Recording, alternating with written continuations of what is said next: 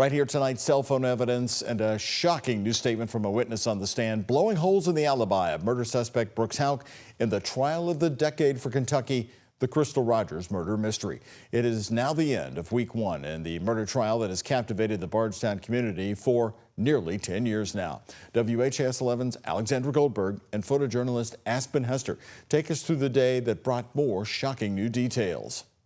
Moving into the weekend, jurors are left with a lot to think about. Cell phone data pinpointing Brooks Houck's phone on July 3rd and witnesses detailing exactly what they saw the week Crystal Rogers went missing. Saw and heard Steve Lawson's ex-girlfriend Heather Snellen testifying about a conversation overheard from Steve's basement. Quote, "The truth is, I overheard Steve Lawson and Joseph Lawson talking about moving a body at the Houck farm with a skid steer."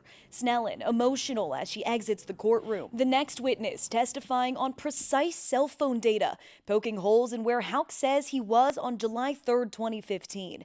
In a written statement to police, Houck listed the places he visited and the people he spoke to, never naming a daytime visit to his family farm. But Louisville Metro Police Department's digital forensic detective Tim O'Daniel says Google records show his phone was seen at the farm at 9:30 in the morning until 4 p.m. Data shows his phone at a lumber store for 20 minutes beginning at 4:22 and then at his home on Glenview Drive until 7:05 p.m. Then his cell phone is located once again at the Houck family farm at 7:25 p.m., where prosecutors believe Rogers never returned. Jurors then heard an emotional testimony from a Glenview Drive neighbor where Houck and Rogers lived. The week Rogers was reported missing, Mary Mattingly, also a friend of Rogers, observing odd behavior from Houck family members.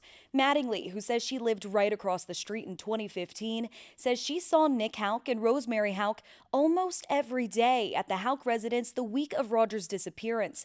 She says Rosemary was never there before then. On one occasion, Mattingly observing Nick and Rosemary entering Brooks' house and coming back outside to repark their cars with the trunks facing the basement. Then she sees Nick grabbing 4 white bags, but not like trash bags, and putting them inside of Rosemary's trunk. Rosemary also spotted by Mattingly digging up purple flowers from the home's front yard. Purple flowers, she says, that Rogers planted. Monday will bring a fresh set of witnesses and their stories. What happened that night on July 3rd? In Bowling Green, Alexandra Goldberg, WHAS 11, on your side. Today, investigators focused on that cell phone data information that WHAS 11 legal analyst, attorney Nick Mudd, 1 year ago said could be the clincher for the prosecution when this case came around. On our 30-minute special tonight, Mudd pointed to Detective John Snow's interview with Brooks Houck from 2015. John Snow may end up being the star here, and I'll tell you why. He locked Brooks Houck into a statement shortly after the disappearance of Crystal. He locked him into a written statement. And he questioned him extensively for over an hour.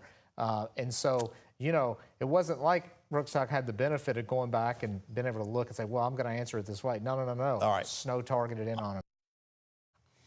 Mudd says so far this week, the defense came out strong one day. It was a wash for both on day 2, and the prosecution won out today. The trial of Brooks Houck and Joseph Lawson is expected to run until July the 8th. By the way, our special report wrapping up this big Friday in that courtroom is on again in just a few minutes here tonight. To see it, you can download the free WHAS 11 Plus app. It starts streaming right after this newscast here on the night team. Download the WHAS 11 Plus app on your TV. Watch for free.